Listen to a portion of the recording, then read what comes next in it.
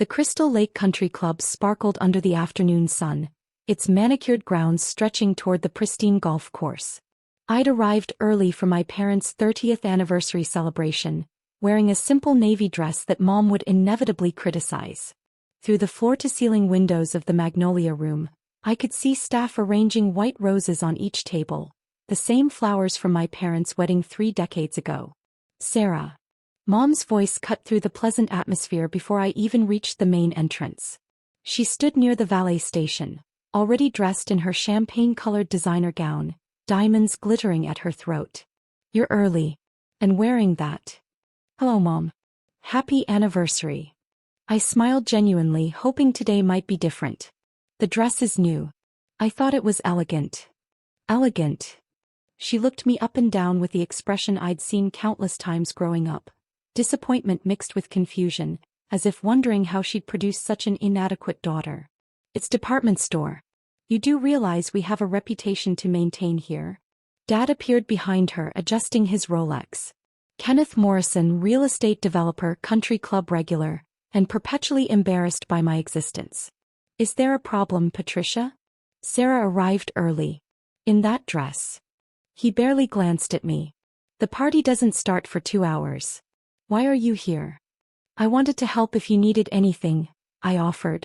"It's a special milestone." "Help?" Mom laughed, the sound brittle and sharp. "Sweetheart, we have staff for that. Professional staff who know what they're doing. You should go home and change into something appropriate.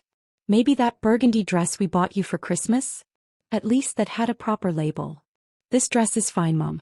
It's respectful, Anne." "It's Target or Macy's or whatever middle-class store you frequent," she interrupted. "My friends will be here. The Hendersons, the Blackwells, Senator Morrison and his wife. Do you understand the caliber of people attending today?" I took a slow breath, maintaining my composure. "I understand perfectly." "Do you?"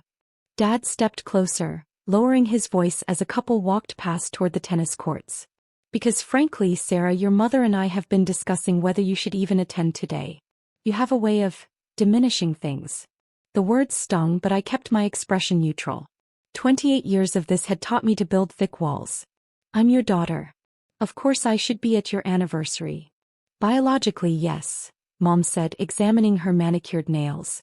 "But socially? You're an accountant at some tiny firm. You drive a 5-year-old sedan. You live in that sad little apartment in the wrong part of town. How do we explain you to people who matter?" "You could explain that I worked hard, graduated summa cum laude, and built my career without asking you for anything," I suggested quietly. Dad's face reddened. "Without asking for anything? Is that what you tell yourself? We paid for your state school education, didn't we? Though God knows we offered to fund somewhere prestigious if you'd had the ambition to get in." "I got into prestigious schools. You said they were too expensive unless I studied business to join your company. When I chose accounting instead, you withdrew the offer. See, Patricia? This attitude." He turned to my mother. "Always throwing the past in our faces. Always playing the victim." Mom nodded sympathetically, touching his arm. "We've given her everything, Kenneth. And this is how she repays us, bringing up old grievances at our anniversary celebration." I hadn't planned to bring anything up. They'd asked why I hadn't asked them for anything. But explaining logic to people determined to misunderstand you was like trying to bail out the ocean with a teaspoon. "I'm sorry," I said simply because it was easier. "I'll just go find my seat inside." "About that." Mom exchanged a glance with Dad. "We've rearranged the seating. Your brother and his wife are at the main table with us, of course. Dylan's just been promoted to senior vice president at Kenneth's company. We're so proud. And Rebecca is pregnant with our first grandchild."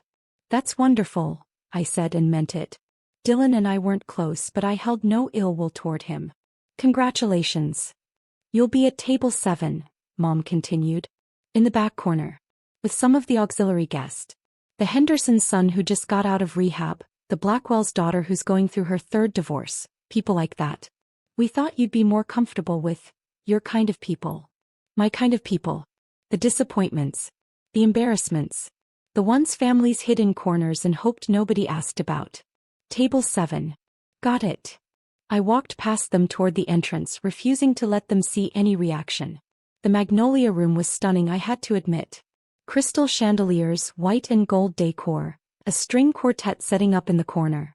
The country club had been my parents' second home for as long as I could remember. Growing up, they'd brought Dylan here constantly. Tennis lessons, golf clinics, junior member events. I'd been brought along occasionally, usually left with whatever staff member drew the short straw while Mom and Dad networked. I found table 7 easily. It was indeed in the back corner, partially hidden behind a decorative column. The table number cards were elegant cream cardstock with gold lettering, just like all the others. But the positioning told the real story. Sarah. Dylan's voice boomed across the room. My older brother strode over, looking every inch the successful executive in his tailored suit. Rebecca walked beside him, her hand resting on her barely visible baby bump. You made it. Love the dress. Thanks, Dylan. Congratulations on the promotion. And the baby. Thanks, sis.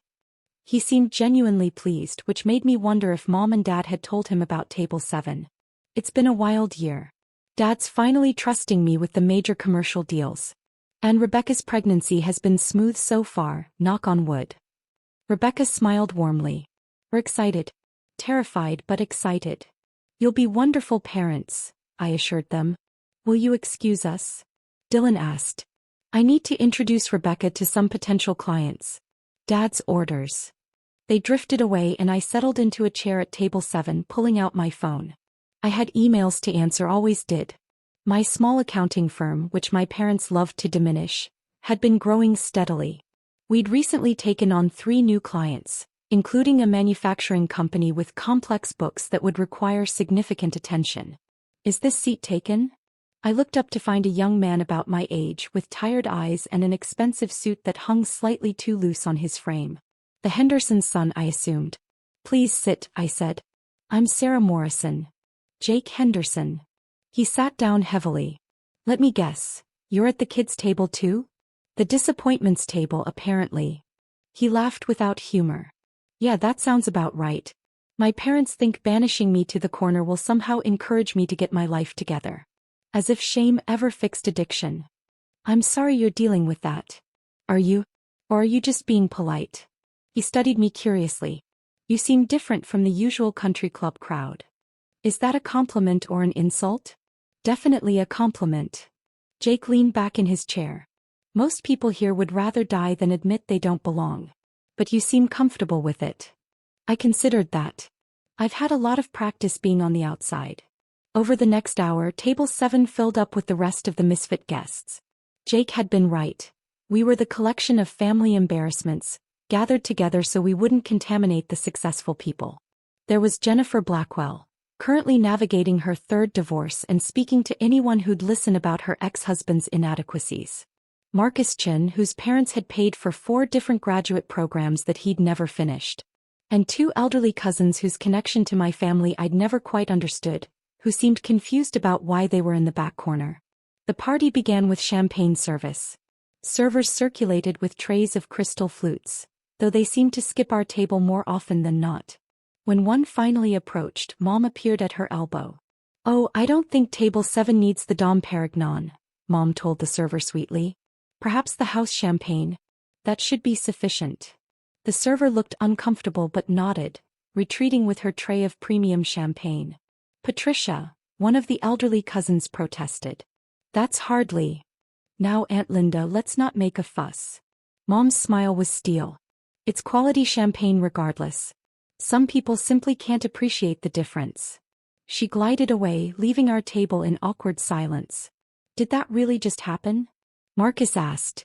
Welcome to the Morrison family, I said quietly, taking a sip of the house champagne when it arrived. It was fine, perfectly drinkable.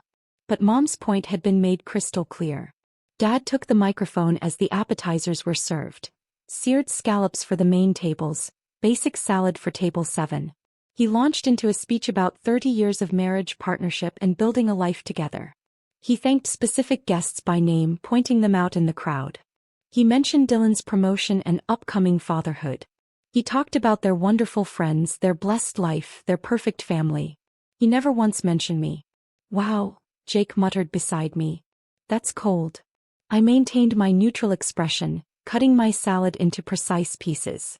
It's fine. It's really not. But I'd learned long ago that showing hurt only gave them more ammunition. So I smiled politely and ate my salad and pretended my heart wasn't cracking just a little more. The main course arrived. Filet mignon for the important tables, chicken breast for ours. The string quartet played classical pieces I recognized from my childhood, when I'd actually thought I might one day belong in rooms like this. The laughter and conversation from the front of the room created a constant hum of exclusion. Mom visited our table once more, leaning down to whisper in my ear with a smile on her face for appearances. "You're being very quiet over here." "Good. Just sit nicely and don't draw attention to yourself. This day isn't about you." "Happy anniversary, Mom," I said evenly. She straightened, patted my shoulder like I was an obedient dog and returned to her throne at the main table. Midway through dinner, Dad clinked his glass for attention again. "I want to take a moment to acknowledge my incredible son, Dylan." "Stand up, son." Dylan stood, looking slightly embarrassed but pleased. "Dylan has exceeded every expectation," Dad continued. "He's taken our family business to new heights. His deals this quarter alone have brought in over 40 million in new developments.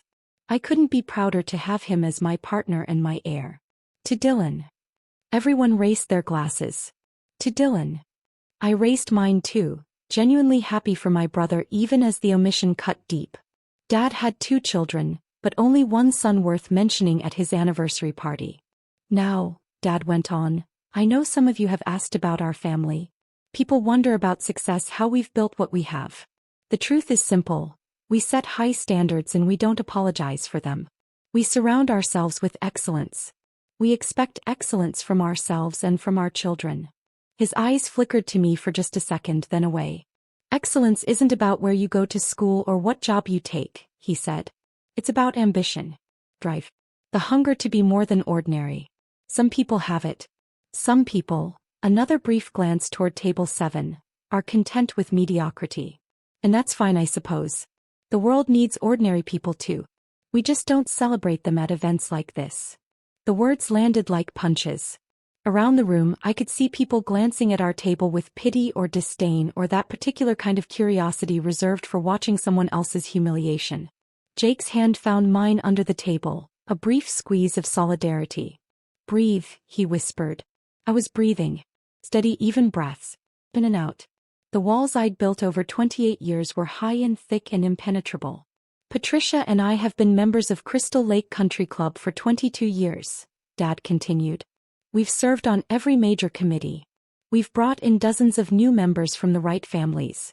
We've elevated this club's reputation. And we're proud to call this place our second home." He paused, looking directly at me now. "Which is why it's so important to understand what this club represents. Excellence. Prestige. Standards. This isn't a place for everyone. It's a place for people who've earned the right to be here through achievement and status." Mom stood, joining him at the microphone. "What Kenneth is saying, though perhaps more delicately than necessary, is that some people simply don't fit in places like this. It's not an insult, it's reality. Our daughter, for example, is a lovely person with a good heart. But she's never quite understood the importance of appearances, connections, and social positioning." My hands remained steady on my water glass. I took a slow sip, letting the cold liquid ground me. "Sarah has always been content with less," Mom went on, her voice carrying to every corner of the room. "A small job, a small apartment, a small life. And that's her choice. But it does make occasions like this somewhat awkward. How do you introduce your daughter to senators and CEOs when she works at a strip mall accounting office?" Scattered, uncomfortable laughter rippled through the room. Some people looked away, embarrassed by the public shaming. Others leaned forward, enjoying the spectacle. "Strip mall is a bit harsh, Patricia," Dad said with a chuckle. "But the point stands. Sarah, honey, maybe you'd be more comfortable leaving? This really isn't your scene. You could head out, avoid the discomfort. No one would blame you." All eyes turned to table 7. To me. I set down my water glass with careful precision. "I'm fine, thank you. I'll stay for dessert." "Are you sure?" Mom's voice dripped with false concern. "Because honestly, darling, you don't belong in this club. People like you serve here, not dine. That's not cruelty, it's just fact. The servers are perfectly nice people, but they're not members. And you're not really member material either, are you?" The room held its collective breath. This had crossed from subtle exclusion to overt humiliation. Even the most socially obtuse guests recognized the line being crossed. "I'm staying," I repeated calmly. Dad's face darkened. "Sarah, don't make this difficult. You're embarrassing yourself. More importantly, you're embarrassing us on our special day." "I'm sitting quietly at the table you assigned me," I pointed out. "I haven't caused any problems." "Your presence is the problem," Mom snapped, her polite veneer cracking. "Do you know how many times we've had to explain you to our friends? Make excuses for why you didn't amount to anything? It's exhausting, Sarah. For once, just once, could you make things easier by gracefully removing yourself?" I opened my mouth to respond, but movement near the entrance caught my attention. Robert Chin, the head of security for Crystal Lake Country Club, was walking briskly toward our area. Behind him were two other security personnel and a man in an expensive suit I recognized as Martin Reynolds, the club's general manager. "Oh, perfect," Dad muttered. "Security. Sarah, if you won't leave voluntarily." "Mr. and Mrs. Morrison," Robert interrupted smoothly, his face professionally neutral. "I apologize for the interruption of your celebration." "No apology necessary," Dad said. "We were just asking our daughter to leave. If you could escort her out discreetly." "Actually, sir," Robert continued, his eyes moving past my parents to me, "I need to speak with the owner." "Madam Owner, is everything okay?" The room went silent. Not the hushed silence of before, but complete, absolute silence. Even the string quartet stopped mid-note. "I'm fine, Robert, thank you," I said calmly. "Just enjoying my parents' anniversary party." Mom's face had gone white. "Owner? What are you talking about?" "The owner is Charles Whitmore owns this club. Everyone knows that." Martin Reynolds stepped forward, his expression carefully controlled. "Mrs. Morrison, perhaps we should discuss this privately." "Discuss what privately?" Dad demanded. "What is he talking about, calling Sarah owner?" I took another sip of water, letting the moment stretch. 28 years of their dismissal, their shame, their constant message that I wasn't good enough. And now here we were. "Mr. Whitmore passed away 18 months ago," Martin explained quietly. "The club was sold to a private buyer who wished to remain anonymous. All operational decisions have been routed through legal representatives until now." "What does this have to do with Sarah?" Mom's voice had climbed an octave. Martin looked at me, asking silent permission. I nodded slightly. "Ms. Sarah Morrison is the owner of Crystal Lake Country Club," he announced. "She purchased the property and business 18 months ago. She's been my employer since then, though she requested complete confidentiality during the transition period." The silence shattered into chaos. Gasps, exclamations, chairs scraping as people turned to stare. My parents stood frozen at their microphone, faces cycling through disbelief, confusion, and the first hints of dawning horror. "That's impossible," Dad said flatly. "Sarah doesn't have that kind of money. This club was sold for—" He stopped, perhaps realizing he was about to announce the price. $42 million, I supplied quietly. Plus $8 million in immediate facility improvements and $20 million in trust for long-term maintenance and upgrades. "I believe you're familiar with the property value, Dad. You tried to buy it yourself 5 years ago, but Mr. Whitmore refused to sell to developers." Dylan had gone very pale. "Sarah, you have $70 million? I have considerably more than that." I turned to Martin. "I think now is probably a good time to end the confidentiality requirement. Could you bring the files?" Martin nodded, gesturing to an assistant who'd appeared with a leather portfolio. He set it on table 7, the disappointments table, and opened it to reveal documents with the club's letterhead. "Ms. Morrison owns this property outright," Martin continued, his voice carrying across the stunned room. "She's also the primary investor in the expansion project we've been developing. The new championship golf course, the spa facility, and the additional dining venues. Total project value of $130 million. Where?" Mom's voice came out as a whisper. "Where did you get that money?" I'd wondered when they would ask that. Wondered if they'd even noticed. "Do you remember my college roommate, Yuki Tanaka?" I asked. "You met her once, briefly, when you came to my graduation. You didn't think much of her. Her family wasn't prominent, she wasn't from the right background." Mom's face showed no recognition. Yuki was brilliant with algorithms and coding. During our junior year, she developed a piece of software for processing financial data. It was revolutionary but needed significant refinement. She had the technical skills. I had accounting knowledge and business sense. We partnered up. I paused, taking another sip of water. We spent 3 years developing it after graduation, working from my small apartment that you loved to mock. Living cheap, investing everything back into the company. You never asked what I was doing during those years. You just assumed I was failing quietly. Sarah, Dad started. 7 years ago, we sold our software company to a major tech corporation for $800 million. I continued.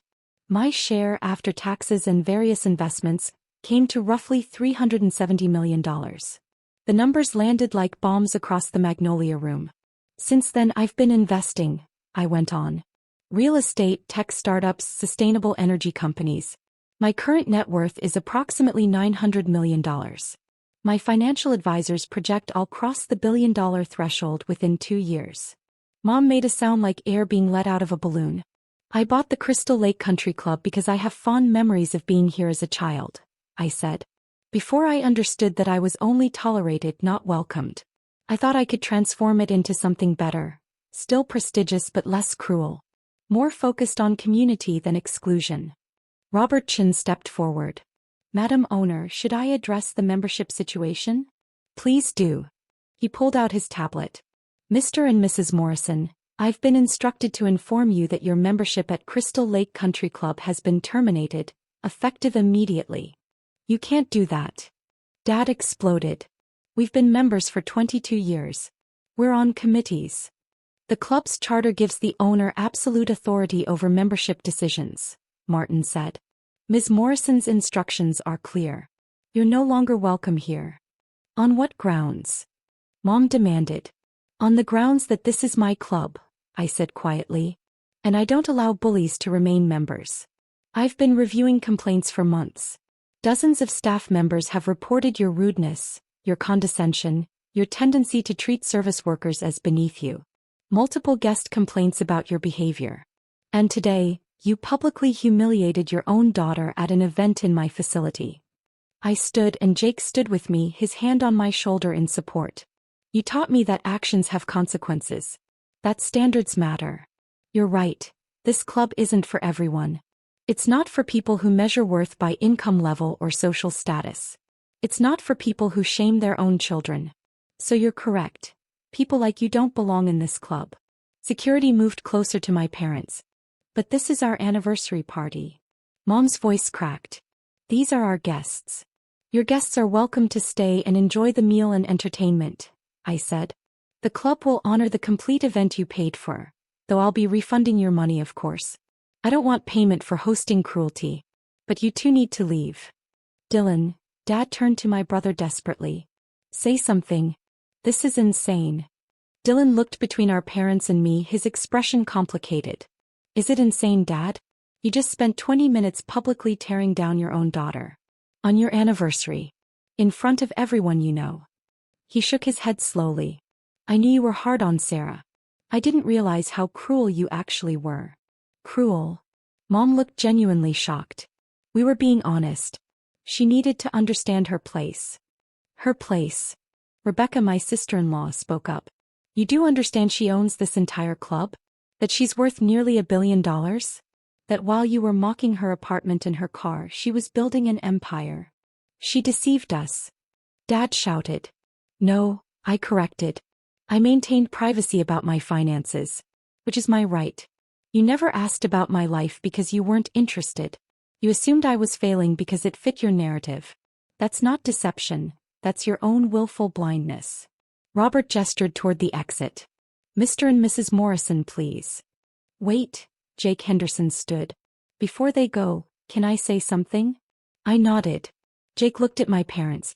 You put me at table 7, the rejects table, because I'm in recovery. Because my addiction embarrasses you. But Sarah didn't judge me. She didn't treat me like I was less than. In the 2 hours I've known her, she's shown me more basic human decency than you've shown your own daughter in 28 years. So honestly, getting kicked out of a club owned by someone like her? That's not a punishment for her. It's a punishment for you. Several other people at table 7 nodded. Even my elderly cousin Aunt Linda spoke up. Patricia, Kenneth, I've known you for 30 years. And I've watched you treat that girl like an inconvenience her whole life. Whatever happens next, you've earned it. My parents' faces were red now, a mixture of fury and humiliation. They'd come to this party expecting to celebrate their perfection, their success, their wonderful life. Instead, they were being escorted out by security while their daughter, their disappointing, mediocre daughter, was revealed as the owner of the club they'd used as their second home for 2 decades. This isn't over, Dad hissed as security led them toward the exit. Siv, we'll fight this. You can't just. I can, I said simply. And I did. The lawyers you're thinking of calling? 3 of them are my guests today. The judge you play golf with? He's at table 4 and he's been watching this entire scene with great interest. You taught me to play chess, Dad. I just play at a higher level than you realized. They were escorted out. The doors closed behind them. And the Magnolia Room erupted into conversation. Martin approached me carefully. Madam Owner, how would you like to proceed with the rest of the event? I looked around the room, at the guests who'd witnessed everything, at my brother and sister-in-law who looked stunned, at table 7 where my fellow rejects sat with expressions ranging from shock to admiration. Move table 7 to the center of the room, I said. Right where my parents were sitting. Bring them the Dom Perignon they were denied. Upgrade their meals to match everyone else's. And make sure the staff knows that every person in this room, regardless of which table they started at, gets treated with equal respect. Of course. Martin smiled. It will be my pleasure. As staff scrambled to rearrange the room, Dylan approached me. Sarah, I don't even know what to say. You don't have to say anything. No, I do. He ran a hand through his hair. I knew they were harder on you than on me. But I told myself it wasn't that bad, or that you didn't mind, or that it was just their way. I was wrong. I'm sorry. Thank you, I said simply. Can we? He hesitated. Can we start over? I should get to know each other. I'd like my kid to know their Aunt Sarah. The real one, not the version Mom and Dad invented. I'd like that too. Rebecca hugged me carefully. For what it's worth, that was the most satisfying thing I've ever witnessed. The looks on their faces when security called you, Madam Owner? Priceless. I laughed and realized it was genuine. It was pretty good timing. The party continued, though with a completely different energy. Table 7, now the center table, became the heart of the celebration. Jake told stories about his recovery that were both heartbreaking and hilarious. Marcus Chin turned out to be an incredible pianist who took over for the string quartet.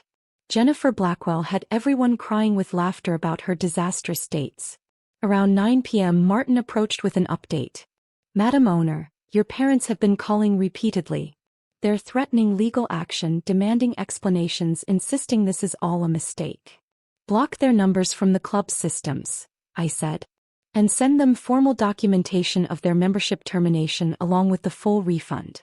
Include a list of the staff complaints we've received over the years. They should understand exactly why this happened. Already prepared. He handed me a tablet showing the document. It was thorough. Dozens of incidents, witness statements from staff, guest complaints. A pattern of entitled cruelty spanning 2 decades. Perfect. Send it. As midnight approached and the party wound down, Dylan found me on the terrace overlooking the golf course. What happens now? He asked. With Mom and Dad? With everything. I considered the question. I'm going to keep running my businesses. Keep investing. Maybe make this club into something better than it was. A place where people are valued for who they are, not what they're worth. And I'm going to stop hiding who I am to make other people comfortable. No more small apartment and old car? Oh, I'll keep those. I smiled. I like my apartment. My car runs fine. But I won't apologize for them anymore. And I won't pretend to be less than I am just because it makes insecure people feel better. Dylan was quiet for a moment. Dad's going to lose his mind when this gets out. The social implications, the business connections through the club. He should have thought of that before he publicly humiliated his daughter in front of 200 people. I looked at my brother. I didn't do this for revenge, Dylan. I bought this club because I genuinely wanted to improve it. I kept my ownership quiet because I wanted to observe how things really ran without people performing for the owner. And I would have let mom and dad keep their membership if they'd shown even basic human decency today. But they didn't. No. They showed exactly who they are. So I showed exactly who I am. The next morning my phone exploded with messages. Some from my parents' friends, demanding explanations or offering awkward apologies. Some from business contacts who'd suddenly discovered I existed. Several from reporters who'd somehow gotten wind of the story. But the message that mattered most came from Yuki Tanaka, my college roommate and business partner. Saw the news. About time you stopped hiding. Proud of you. Dinner next week. I smiled and typed back, definitely. My treat. I'll pick somewhere without a dress code. 3 weeks later, Crystal Lake Country Club reopened with new policies. No more hierarchy of members. No more special treatment for the wealthy or well-connected. Staff were given bonuses and better benefits. The dress code was relaxed. We started scholarship programs for underprivileged kids to access tennis and golf lessons. And Table 7, that corner table where they'd tried to hide the disappointments, became a memorial plaque. Reserved for anyone who's ever been told they don't belong. You belong here. Welcome. My parents never apologized. They told everyone who'd listened that I was vindictive, that I'd deceived them, that their termination was unjust. Some people believed them. Many didn't, especially after the staff complaints became public knowledge. Dylan and I had dinner every month. Rebecca gave birth to a beautiful daughter they named Emma.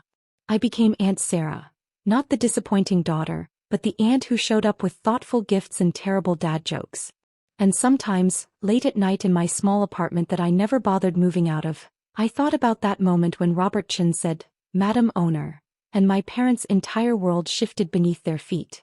They'd spent my whole life teaching me that I wasn't enough. That I didn't belong. That people like me served, not dined. They were right about one thing: I did serve. I served as the owner, the employer, the person with actual power. I just served at a much higher level than they'd ever imagined possible. And that, I decided, was enough.